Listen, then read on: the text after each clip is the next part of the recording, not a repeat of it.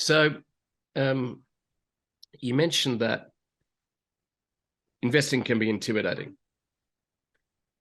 And you go into a website and you sometimes got, tools that are like in a black box, and that's very impersonal. On the other hand, you've got a website that's got lots of graphs and figures, and everyone goes, I got to get out of here because I'm overwhelmed. So you've created Wizest out of a personal frustration and desperation, haven't you? Yes, exactly. No, and as I just mentioned before, being a mechanical engineer, I had no training in finance and training and in investing, and and so when I started working at the beginning of my career, I said, hey, you know what? I need to start thinking about my future and my long-term future, and let's start to invest a little bit of the money that I'm earning.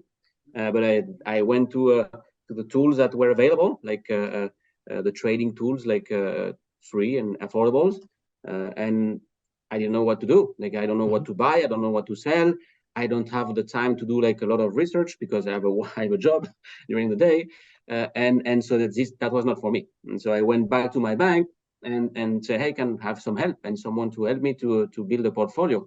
And they told me, like, yeah, no problem, sir, but do you already have $100,000 to be able to qualify to get an advisor? Not yet.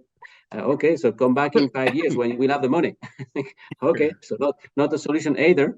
And so the last thing I tried was the new tools that were like in the market at the time, the robo advising tools, where it's all managed through algorithm to produce a portfolio that should be matching your profile as an investor. But then, as an engineer, I am curious by nature, and I want to understand what is happening. And in a robo advising platform, it's a black box. There is like an algorithm that you cannot know how it works.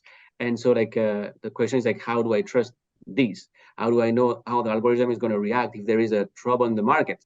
How I know if the algorithm is working in the best interest of the company or for me? So I don't know. So that's something that a lot of people have difficulties to handle and trust.